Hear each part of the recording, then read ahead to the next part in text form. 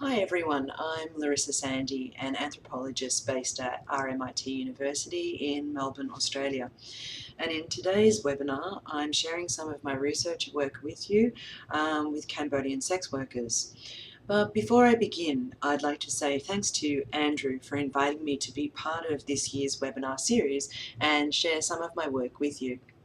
So look, in my webinar today, I'm going to talk about some of my fieldwork with sex workers in Cambodia. The data comes from my PhD research, which was an oral history project with women working in Cambodia's brothels. I've pulled out some of my work with debt bonded sex workers, which I began to focus on as a subject of analysis after my PhD. So look, my interest in the area grew out of my work at the Australian Institute for Criminology on the Trafficking in Persons project. And it fed into my current postdoc project, which is looking at the impact of Cambodia's new human trafficking laws. So before I start looking at some of the women's stories, I'll tell you a little bit about my PhD work. So the research was with brothel-based sex workers in the Sihanoukville sex industry.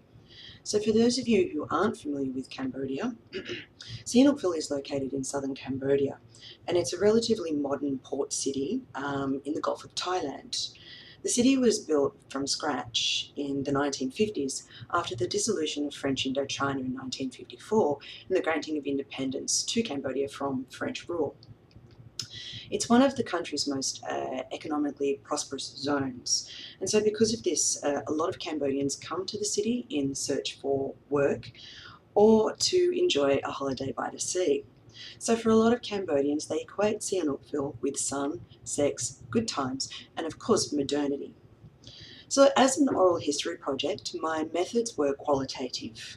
So I carried out direct observations in a brothel shanty zone that was located near the port district. And I also did in-depth interviews with Cambodian women that were working in these brothels.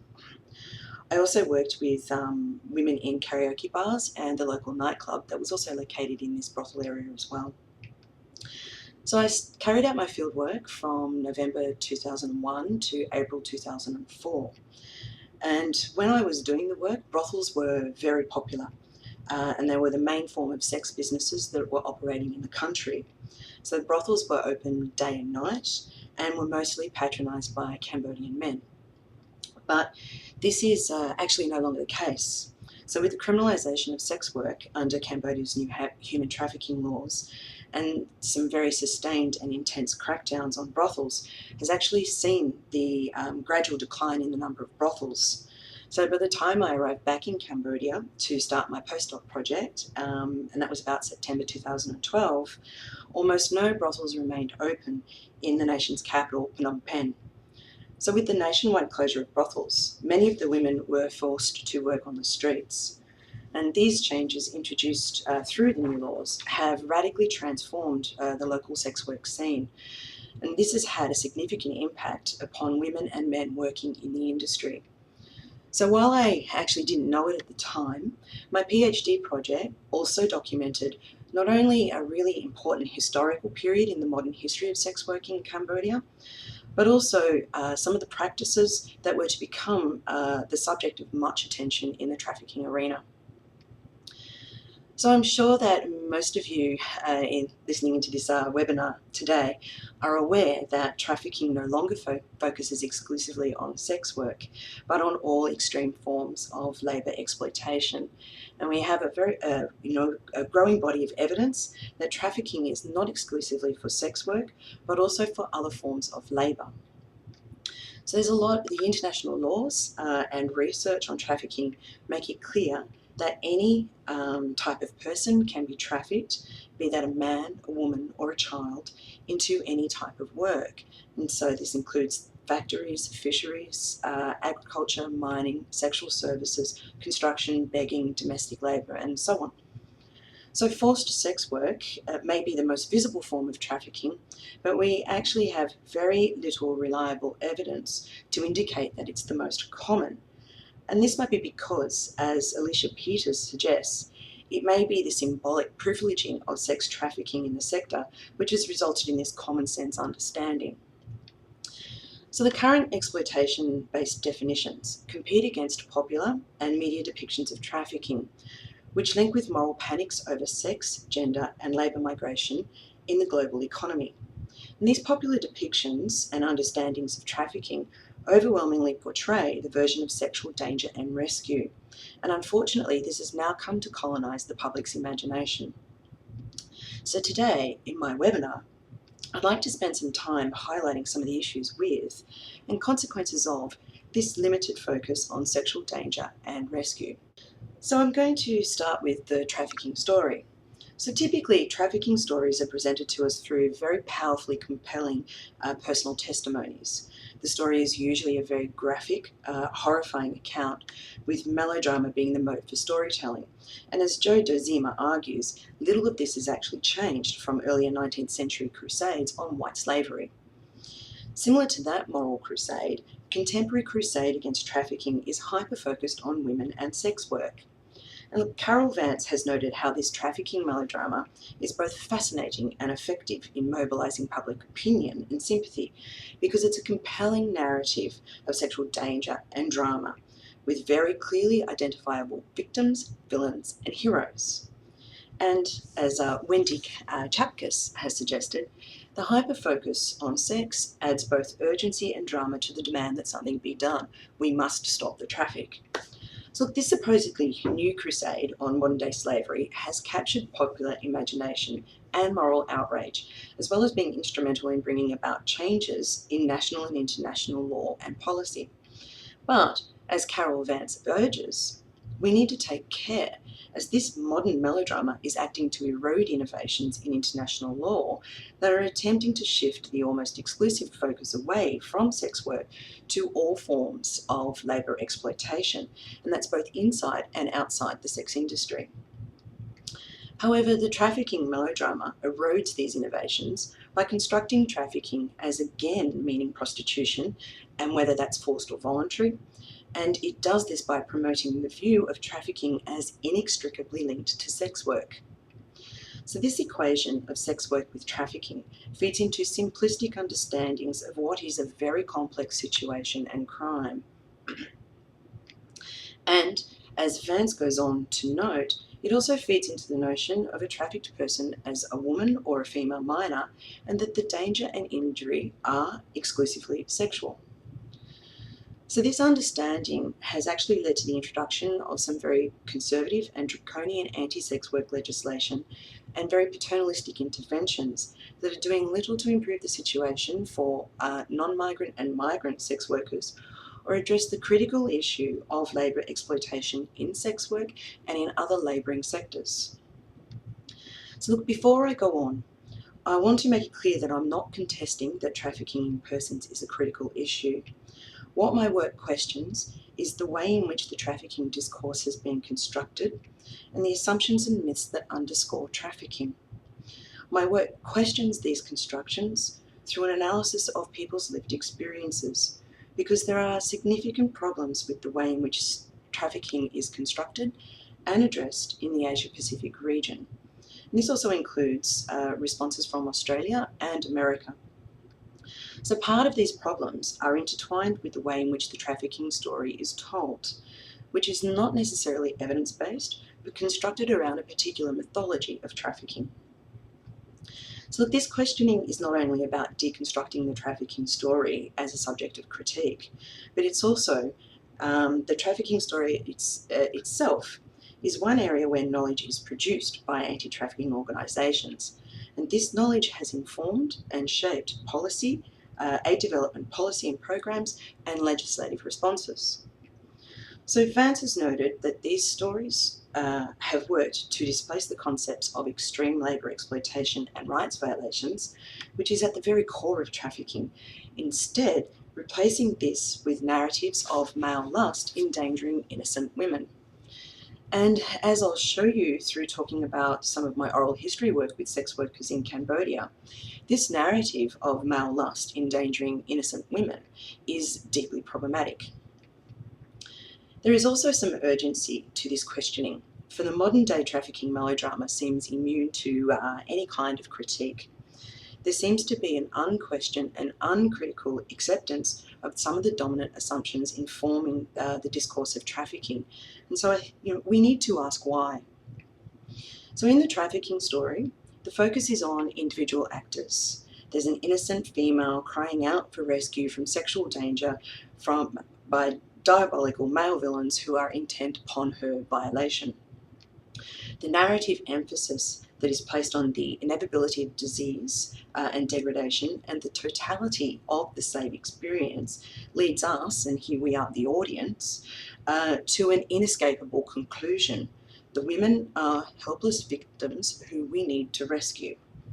So look, this framework is then used to justify the war on trafficking and the proliferation of rescue organisations, as well as crackdowns on sex work as part of an anti-sex work agenda.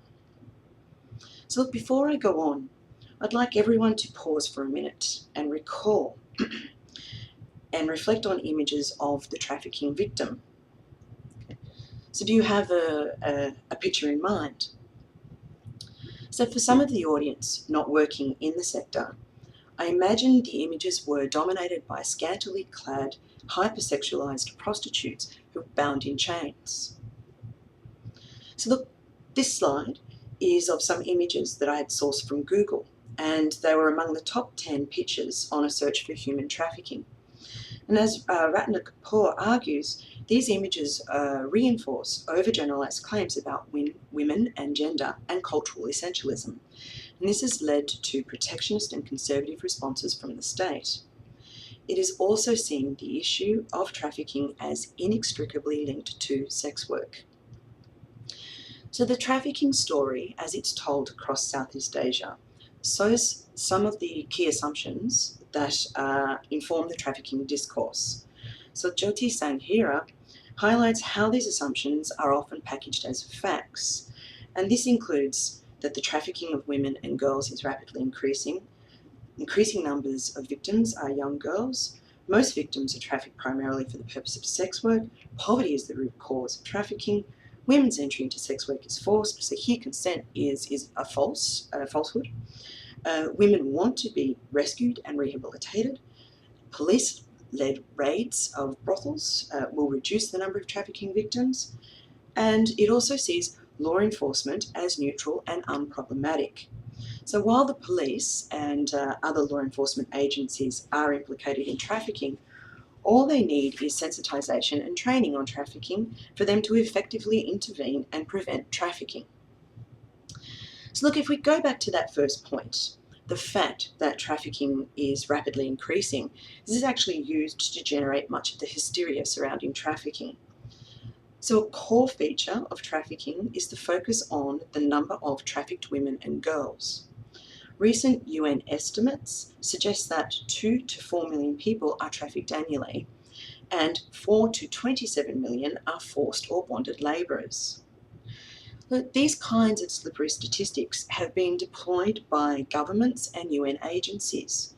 So for example, in the year 2000, the UNODC reported that, and here I quote, reliable estimates indicate that 200 million people may now be, in some way, under the sway of or in the hands of traffickers. So look, we actually have no reliable evidence to indicate this at all. And such claims are rarely challenged and are designed to strengthen the case for the enormity of the problem. So in Cambodia, when I began my fieldwork in late 2001, there were no reliable original data sets, and most estimates had been produced by NGOs working in the field and were based largely on anecdotal evidence of how big they thought the problem was. So estimates were circulated that between 80 to 100,000 trafficked women and between 5 to 15,000 children were involved in sex work in Cambodia. Thomas Steinfurt traced these figures back to the 2000 Cambodia Human Development Report issued by the UNDP, where it was published as an estimate of the number of sex workers in the country. So it's important to note that the UNDP estimate was not actually derived from research, but rather it was a guesstimate included in a PowerPoint presentation given by an INGO worker in Bangkok. This guesstimate was widely circulated and quickly became a fact. The subsequent conflation of sex workers and victims of trafficking led to a massive overestimation of the number of women and girls in the country that were trafficked, and fed into the idea of Cambodia as a human trafficking hotspot. But at about the same time as this guesstimate was in circulation, a few empirical studies had produced estimates on the number of sex workers in the country. A study from 1997 estimated that almost 15,000 women worked in Cambodia's brothels. In a 2003 study, it was estimated that almost 19,000 women worked in the trade, and from this number, approximately 2,000 women and girls were trafficked for sex work. So these studies recorded significantly lower estimates of sex workers compared with NGO estimates and those reported in 2000 by the UNDP of 80 to 100,000 sex workers, which later became trafficked women. So look, this hyperinflated claim of 80 to 100,000 trafficked women in Cambodia is based on a flawed reasoning that equates all sex work in the country with trafficking. However, trafficking is not the experience for most people working in the Cambodian sex industry. Most female sex workers are not sold into brothels or duped into selling sex. Rather, they see themselves as women who made what they saw as the best choice from within a very narrow range of options open to them in the transition to a market economy. So in a gendered labour market like Cambodia, women face limited options for income generation, and sex work is part of a vast informal economic sector in which many women find employment. Many sex workers then can be seen as migrants who need to earn a living, and some are forced into the industry through economic necessity, whereas others make choices, yes, albeit constrained choices, deciding that sex work is the best option for them. So V, a brothel-based sex worker, told me, and here I'm quoting V, "I do this work of my own will," and the word she used there was smakjet, "without anyone pressuring, forcing or duping me, because I am determined," and there she said "dangjet," "that I will try my hardest to earn money that I can send home to look after my child so he can go to school."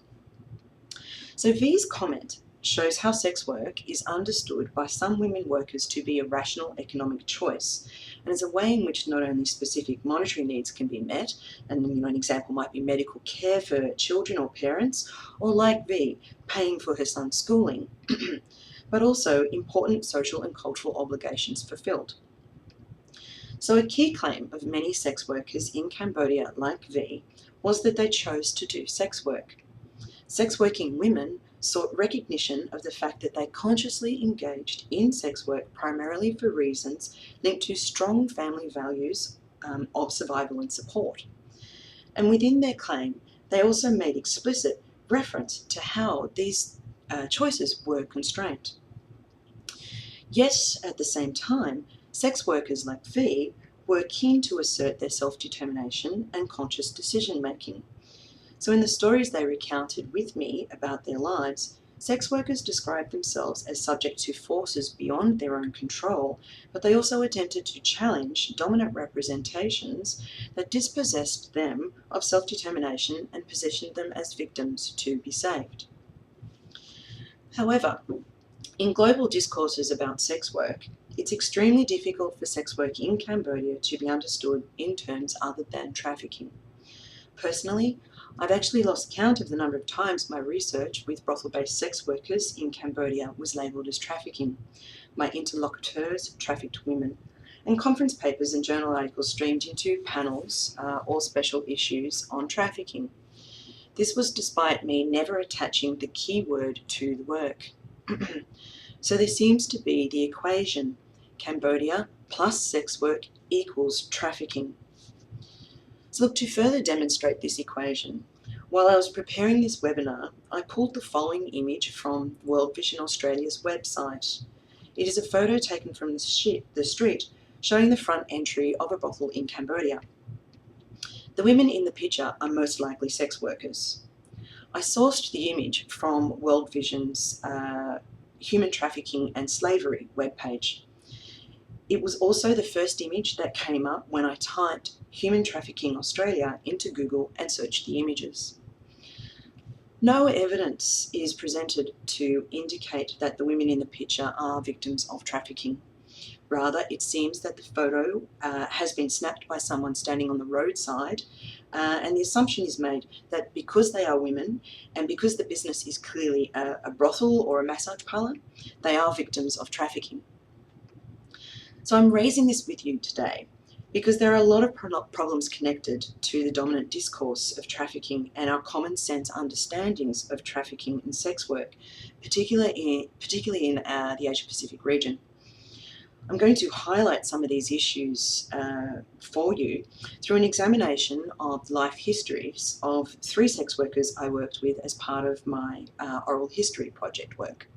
So the 3 women, Bopa, T and Somnang, were all debt bonded at the time of interview. So debt bondage is a form of unfree labour in which a sex worker receives a cash advance from their employer in exchange for bonded labour. It is seen as one of the more extreme forms of abuse and exploitation in the industry, and the practice falls under the definition of trafficking, with debt-bonded sex workers considered victims of trafficking irrespective of whether or not they view themselves as such. So in Cambodia, debt bondage for sex work involved brothel owners paying women, their parents or an intermediary, a sum of money, and that ranged from about 30 to 3,000 US dollars. The average amount was about 300 US dollars for Cambodian women, after which the women then entered into a period of bondage and paid off their debt by receiving clients. It was a widespread practice in which women worked on an agreement made between themselves and their brothel owner. So the agreement involved the provision of sexual services for a period of time in return for cash, or for women to loy, which is essentially to find money to pay back the loan.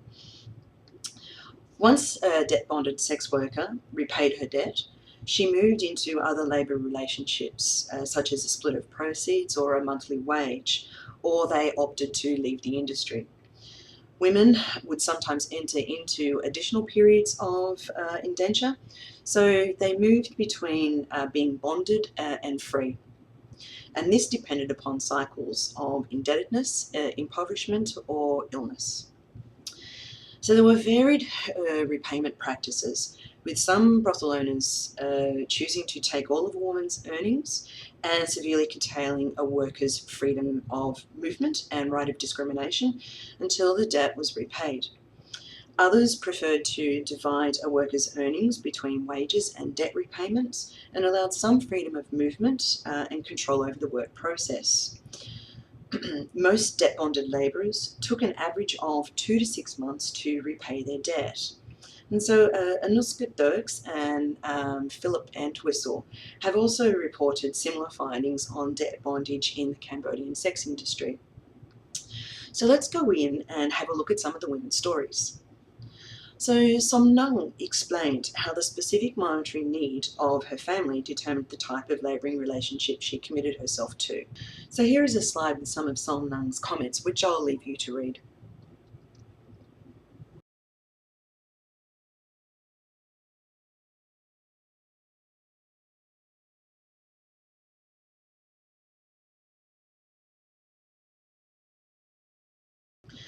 So Somnang's debt was accrued because of an illness in the family and their inability to cover their treatment and other related costs.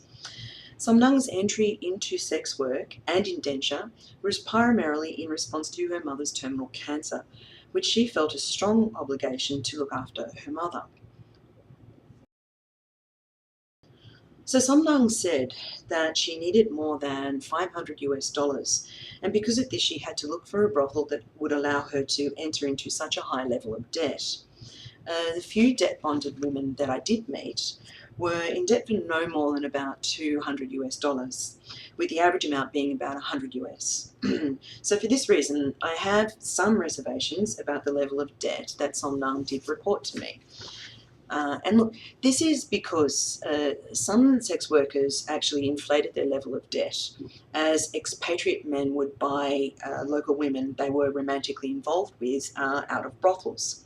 So sex workers and brothel owners would split the additional money that they received between themselves, and this could be anywhere between 200 to 3,000 US dollars. So Somnang's brothel was one of the few in the area that was regularly patronised by foreign men. And so this is one of the reasons why I doubt the actual money, the actual level of debt that Somnang said she owed. But regardless of these doubts, we can see how responsibility is central to Somnang's story and her reasons for entering into debt. Somnang's statement, "I do this for my mum," questions conventional ideas of her being a victim or forced or coerced by another person into debt or sold into the brothel. As she is clear in stating that she engaged in sex work and entered into debt in response to her mother's cancer. So Somnang's reasons for entering sex work seems to emerge out of more of a moral economy. She did sex work to repay her mother for a debt of gratitude and to be a dutiful daughter. And this is a key feature that patterns gendered social relations in Cambodia.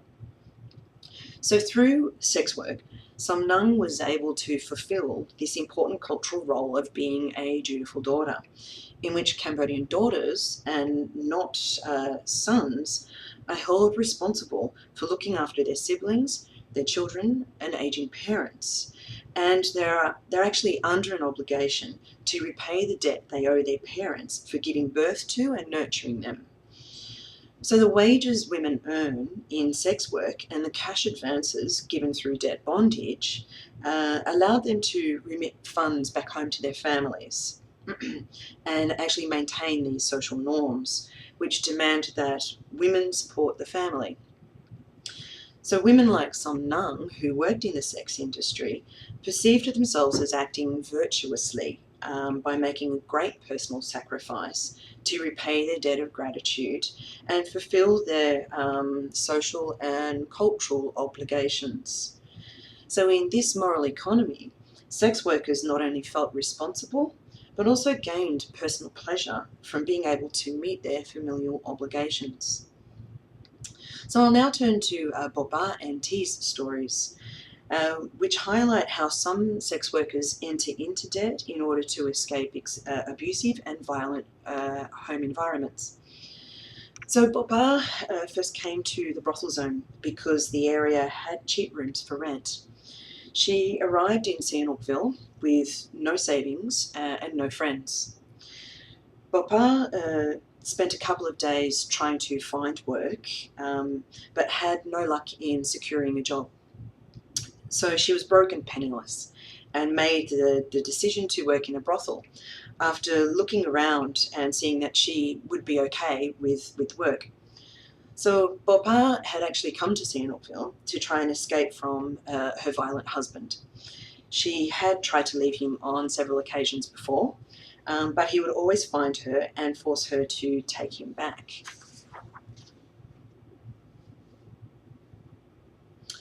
So Bopa's husband gambled any extra money that she was able to earn. He had numerous affairs and frequently beat her quite severely.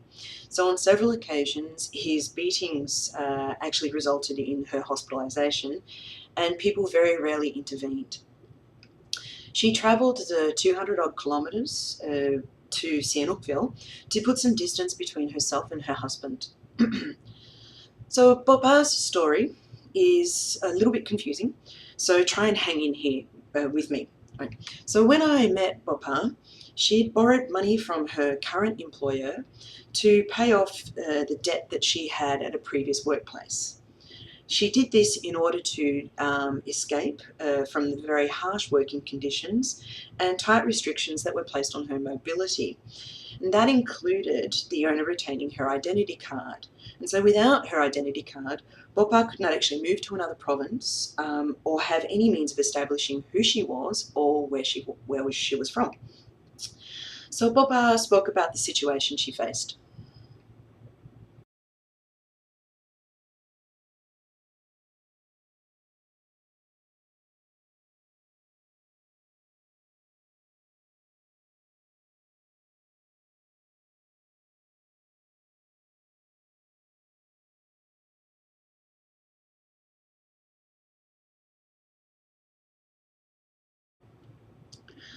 So Bopa clearly experienced restrictions on her freedom of movement and other rights violations.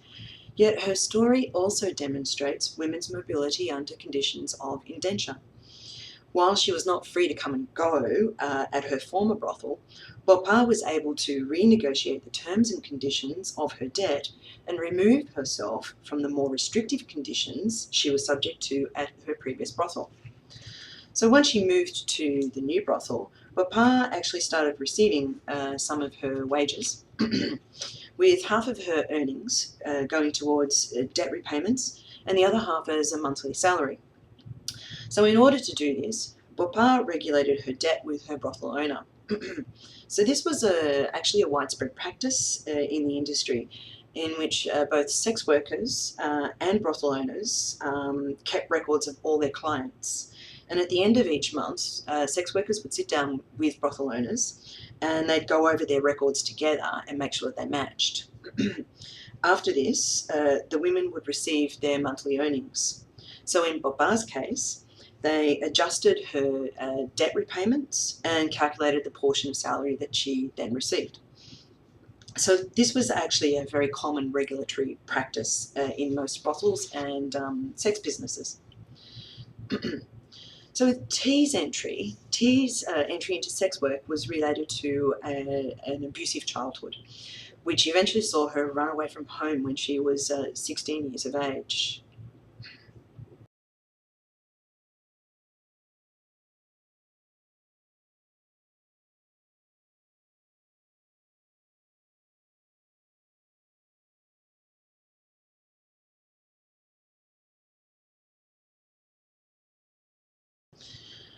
So in Cambodia, women are often blamed for rape because they're seen to be the ones who put themselves in a vulnerable position. T's parents blamed her for the rape. And so after years of violence and abuse, her brother raping her was the last straw. So she was intensely angry and upset and left her family. So T arrived in Phnom Penh, and she had no money and she had no friends. She started begging on the streets.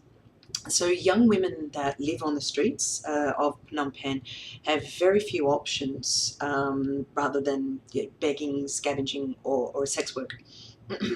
T eventually found work in a brothel in Phnom Penh, and after 2 years working there, she decided to move to Sihanoukville, where she'd been living for about 2 years at the time we met. So T was in debt for about $100 and she used the money to purchase makeup and clothes. The brothel owner determined her working conditions, so T did not keep her earnings and was not allowed to leave the brothel unaccompanied.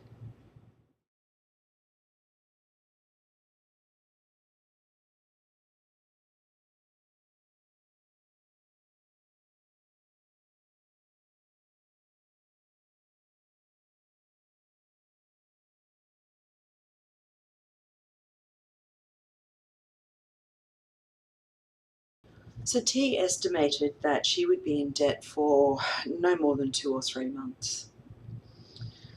So my oral history work with sex workers shows how some women consider sex work to be the best choice from within a very narrow range of options, and as a way in which not only specific monetary needs can be met, but important social and cultural obligations be fulfilled. So look, I'm sharing some of this oral history work with you because it's important that we recognise women's constrained choices and these moral economies of sex work as we try and develop more nuanced understandings of sex work in countries like Cambodia. And I see anthropology as integral in developing deeper understandings of complex social phenomena like sex work in non-Western modern settings like Cambodia. So the stereotypical image of Cambodian sex workers as helpless victims waiting to be saved might be an important narrative device that elicits public sympathy. But frameworks that situate sex workers through a singular identity of victim are inadequate in informing our understandings of sex work. But my work also shows how some of the women are clearly not agents who freely choose to work in the sex industry.